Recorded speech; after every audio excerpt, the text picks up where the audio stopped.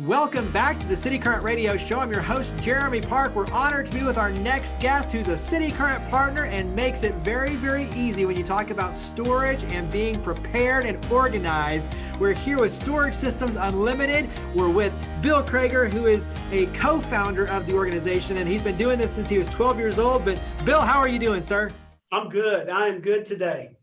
So let's start with that. Doing this since 12, it actually started with Kreager Systems and your father, and coming out of Memphis, actually. And obviously now you're in Middle Tennessee and Nashville and Franklin. But give us a little bit of history for Storage Systems Unlimited. So my dad started in the furniture business back in 1968, and he would be selling furniture to a customer, and they would say, "Hey, by the way, do you have any shelving? We've got all these records we need to store."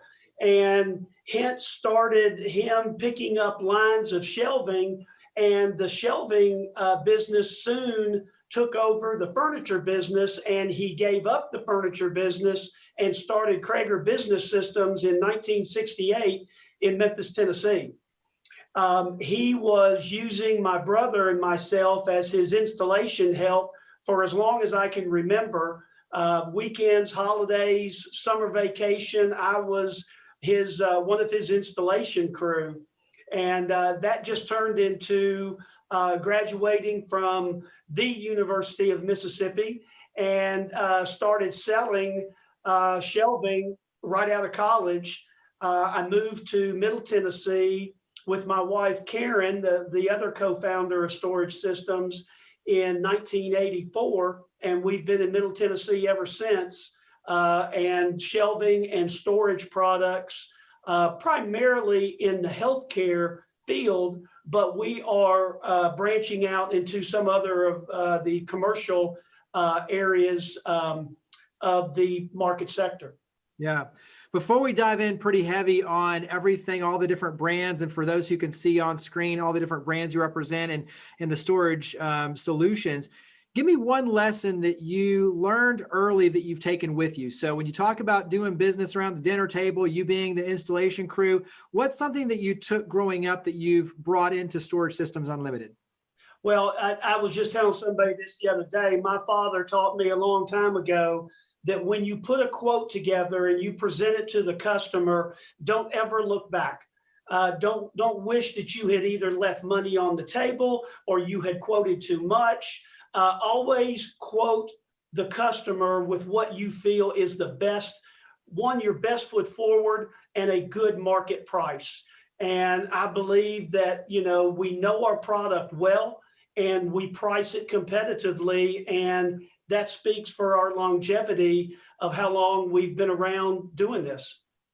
So dive into all the different storage solutions, because it's the metal wiring and that storage. It's a lot of the stuff that you see in the hospitals. It's, the plastic bins. I mean, you cover a very wide spectrum. So how do you describe Storage Systems Unlimited and the products? I kind of tailor my talk to the person that I'm talking to. If I'm in the healthcare field and I'm talking to a director of the OR, I'm going to talk with them about the storage products that we have to store the surgical instruments, all the surgical supplies.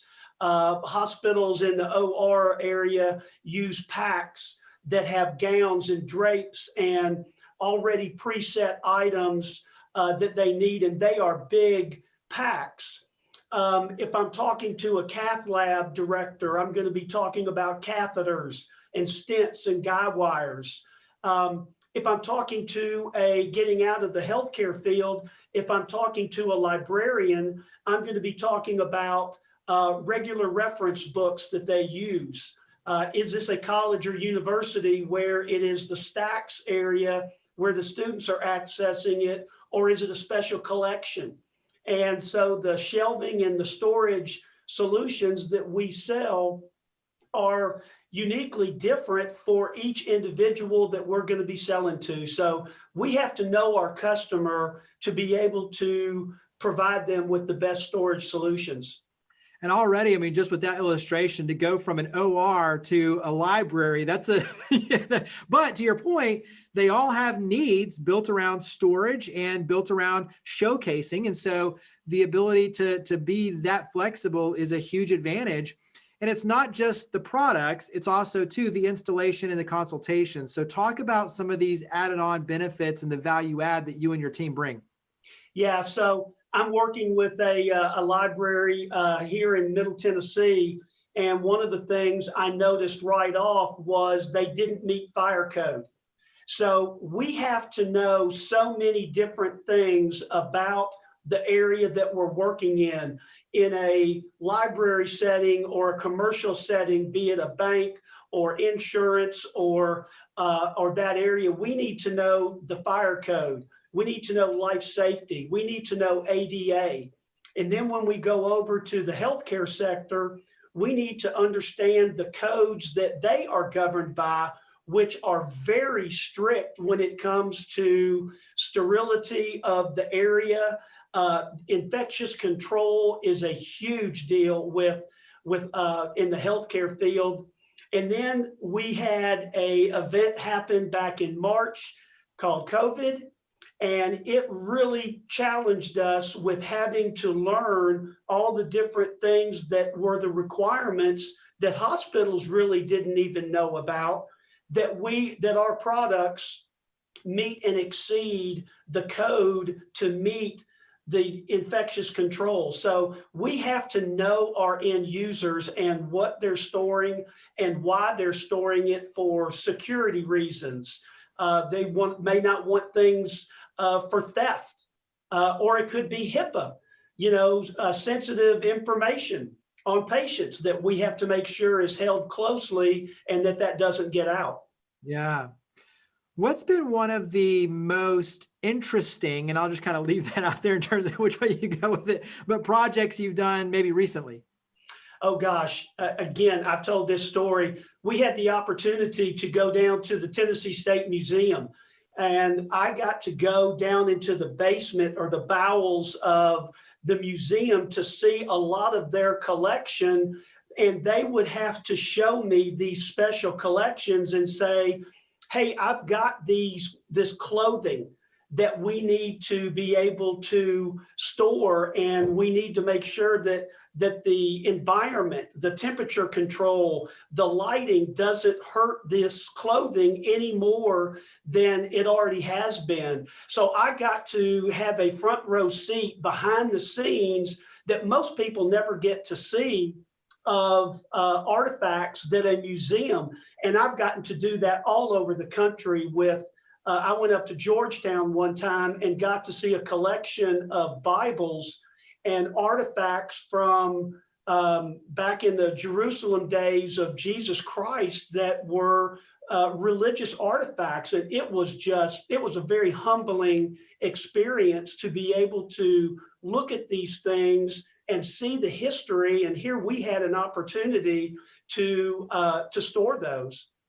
And I'll give you one more example, and you'll love this one.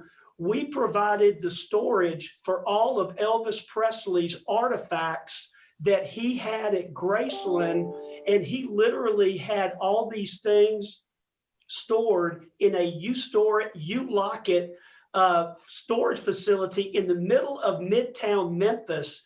We eventually moved all those things out to Graceland and set up a storage system for all of Elvis's velvet paintings and his karate outfits. It was, again, we got to see things that most people don't get to see. Yeah. And hopefully people are kind of catching on that this is, in many cases, like in that regard, highly specialized in terms of what you're doing and the solution that then you need to be able to provide. So on all levels, you've got something in terms of the ability to help, especially with this kind of very specialized niche of needs. Yeah, I don't really see an area that we can't help people with. Everybody has something to store. Yeah. Talk about culture. I think this is something that's really, obviously, knowing you and your team and your family, it's very important, but talk about culture for you and Storage Systems Unlimited. So we are a small company.